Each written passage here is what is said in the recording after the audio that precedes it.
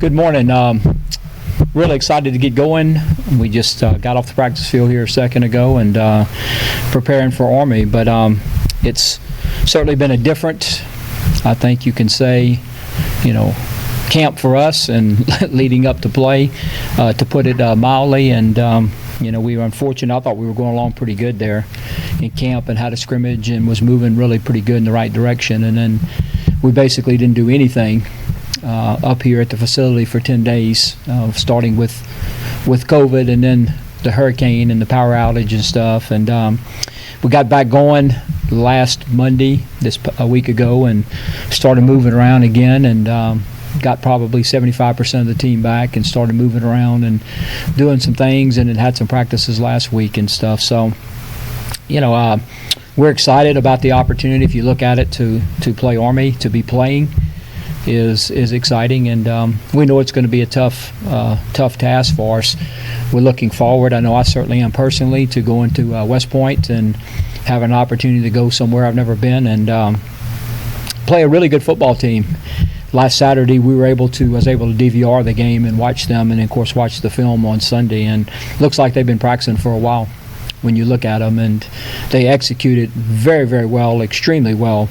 Beat Middle Tennessee 42-0, and really kind of did what they wanted to do when you look at it. But looks like they've had a lot of practices, and I know they've been on campus since the 1st of June and have not been able to leave. So, they've created a really good bubble and have gotten a lot of work done, and I think that shows. To me, I watched that game and then watched some games late Saturday, and to me, I can see the teams that have practiced a lot and the teams that haven't practiced a lot. I think it's pretty easy to see and kind of where they are at this time of the year. But when you talk about Army, you have to defend the option, and that's certainly going to be a tall task for us to start the season. Trying to defend the option, and quarterback's good. He's got some experience and a really good football player. The B-back is back from last year. The fullback, he's a really good football player, and they just have some experienced guys on both sides of the ball.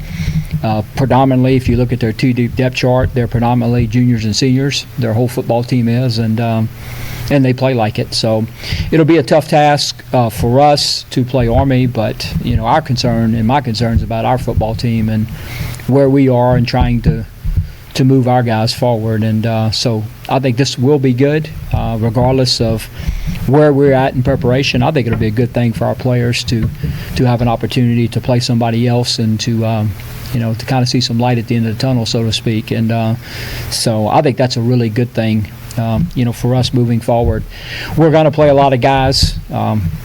Colby Suits is going to start at quarterback if everything goes according to plan this week. Jeremy Hunt will play in the game. We think it's been a really good competition between the two of them.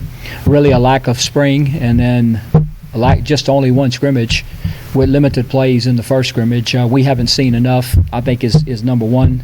Number two, I think we have confidence in both guys. And then the third thing is, in normal years with injury, but if you throw in COVID also, I think it's very smart to play some guys, multiple guys early in the season, because you just never know really what particular week and who you're going to have and stuff. So, but Colby will start, like I said, as long as things go the way we plan on them going this week. But expect Jeremy Hunt is going to play as well.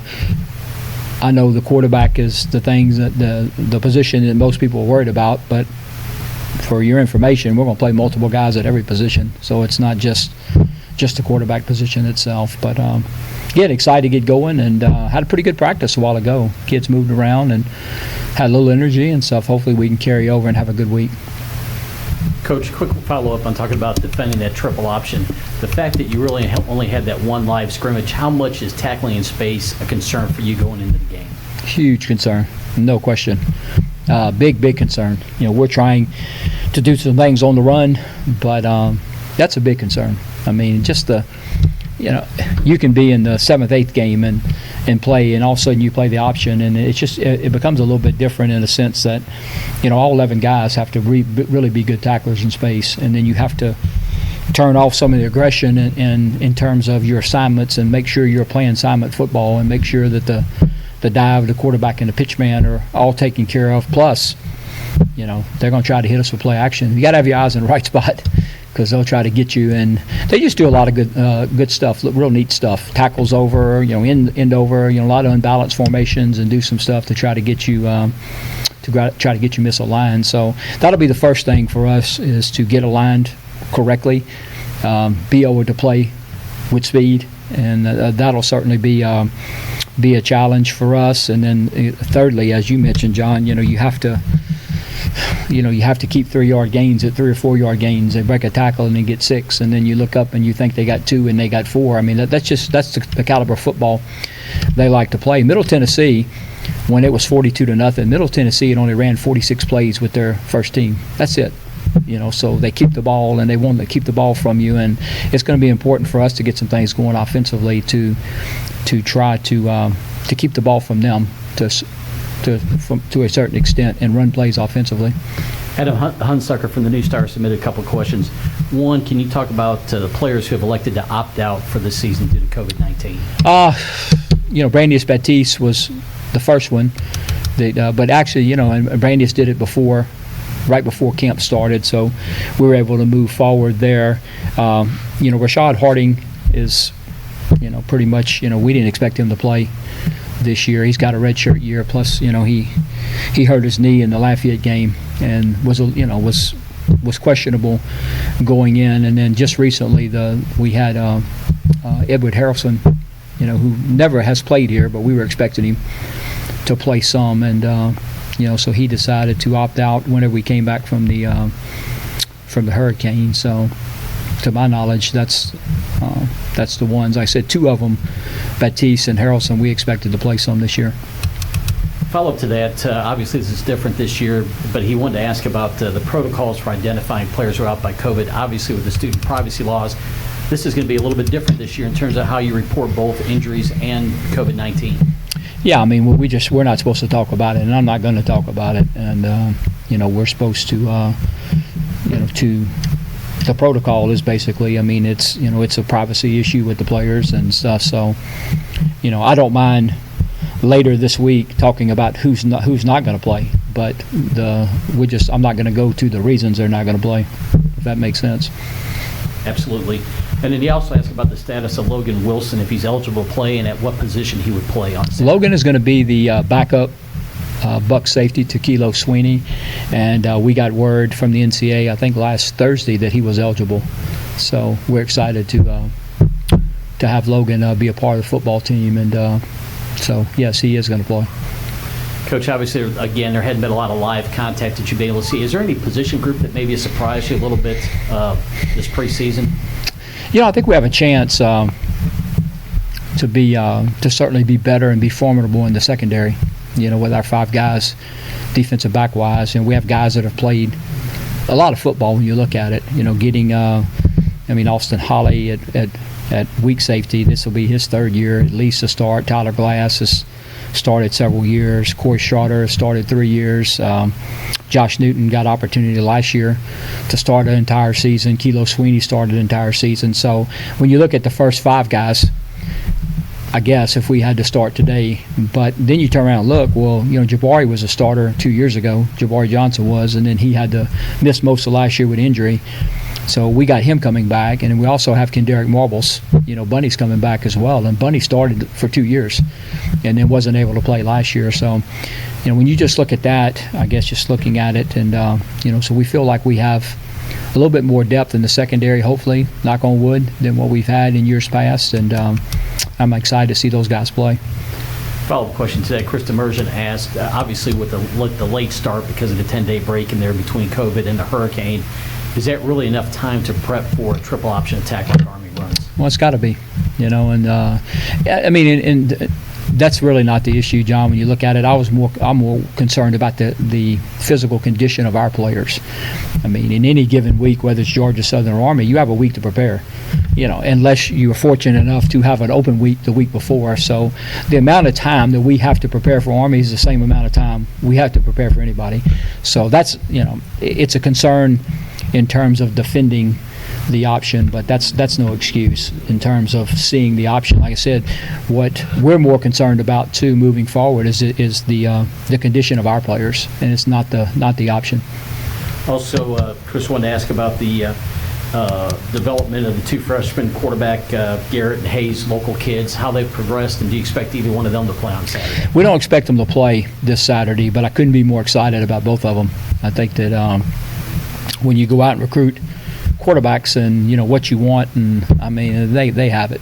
If you just look at them, and, Hayes has got a really good arm and moves around good, and when you look at Garrett, he certainly has all the tools. I would say, I was talking to Garrett the other day, and I'd give him maybe 80%, 85%, with his shoulder, coming off that surgery, in terms of really being able to, really pull that ball through at times on certain things. But, they're both big kids that can throw and can run and do some stuff. So I couldn't be more pleased, really, with what they've been able to do coming in here, and I think they both have a bright future.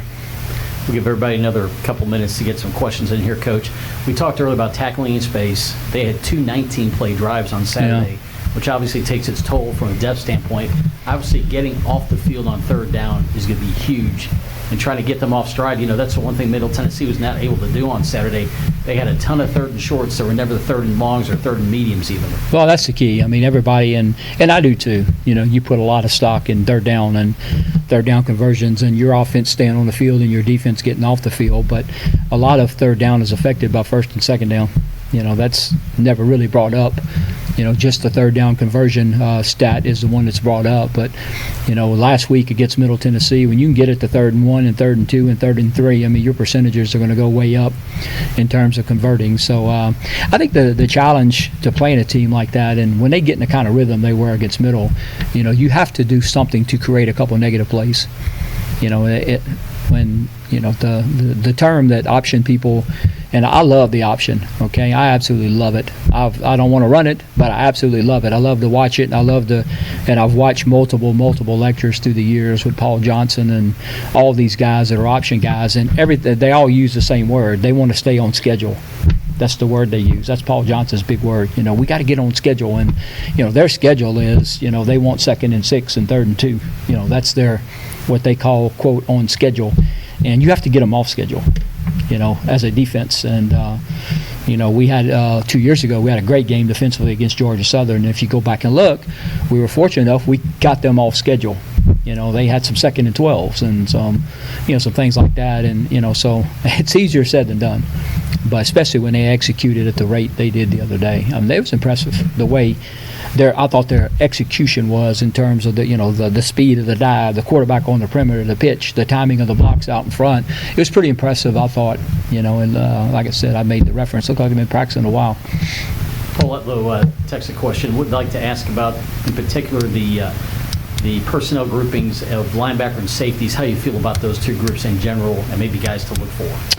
I feel really good right now, and if we can get all our guys back and ready to play, I think it's we have a chance to be pretty formidable at those positions. And I said this is I think in the years I've been here, we have an opportunity to have more depth and more experience at safety position. And in this defense, and the 4-2-5 setup is, it's set up for safeties to make plays, and you got to have guys and stuff. So I was talking about that earlier with the guys we have there at those positions, and certainly, excited like that down safety. Really, I think Kilo Swindy looks really good. And hopefully he can continue. He's got a year under his belt from last year, and then throwing in a kid that's like Logan Wilson. They're two totally different players that play the same position. Logan's smaller and makes great plays and does things and stuff. And Kilos is more of a veteran player and in the right spots and stuff. So they're two totally different players, and they're going to bring different elements to it. But they're both good football players. Cody Futrell from the Warhawk Report asked, obviously Army's going to key on stopping Josh Johnson in a run game. How important will it be for the passing game to get some confidence early so that it can't just load the box? I think it's important, no doubt. And, we're going to do what we do, and I'm not sure what they're going to do. We're going off of one game when they got up so much. They were up 21-0 before you can really get settled and stuff. So, we're going to do what we do and go in. And but it's always been important for us, to have balance, and that's what we try to do, and we're going to continue to do a lot of the stuff we've done in the year past with RPO type stuff. And if they're set up in the box, and we're going to throw it. If they're set up and they're playing zone, we're going to run it. I mean, it's not, it's kind of what we do and what we want to do and stuff. So, if they are down or whatever, to defend Josh, but we're probably going to play 4 running backs this week.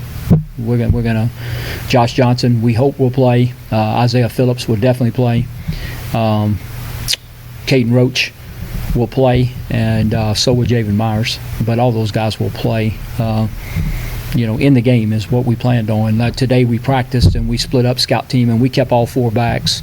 Jakyle Holmes is out, but we kept all 4 backs down there with us today, and we plan on giving them a shot. The problem is we have to move the football and get plays. Like I said, if we only run 50 plays, and because their offense had the ball the whole game, then we're going to be in trouble. Plus, we're going to not be a lot of touches to go around. But we're using this game. Obviously, we're going there to win. We're going to do everything we can to win. But we're using it as a true first game. And we're going to try to play a lot of guys and see guys get in there and stuff, because it's an important game for us. But at the end of the day, we have a conference game next Saturday, so hopefully we can find out a lot about our football team this Saturday.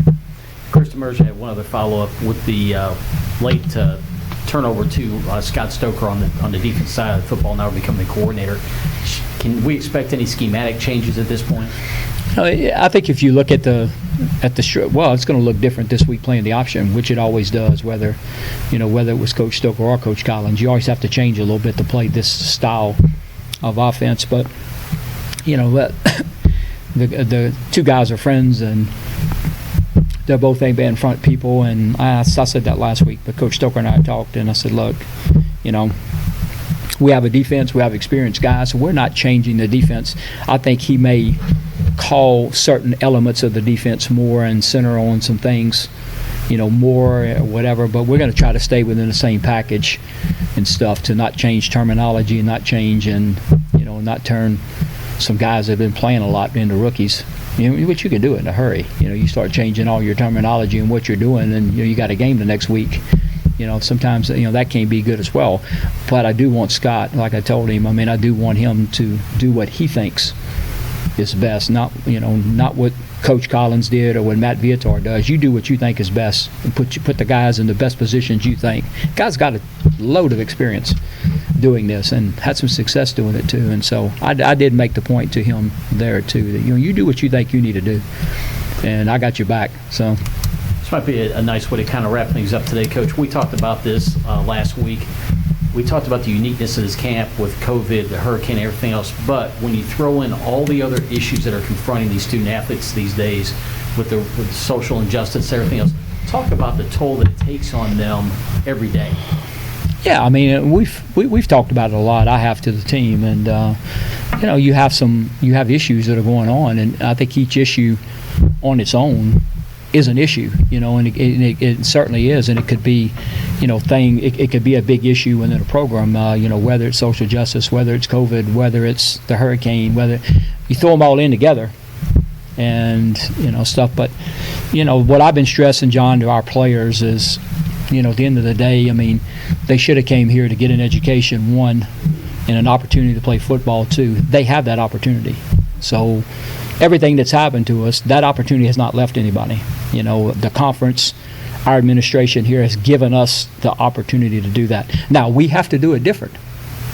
So I told them, I still get opportunity to coach. I just have to coach different.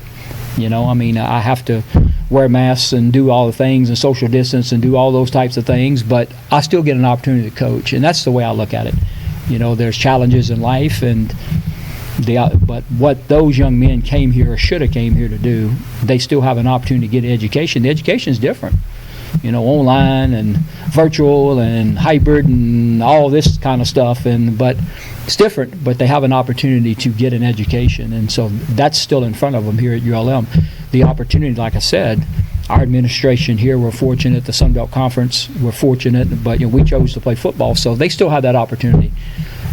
We just have to do it differently than all of us have done it before, which, that's the way I see it, and that's what I keep preaching to them.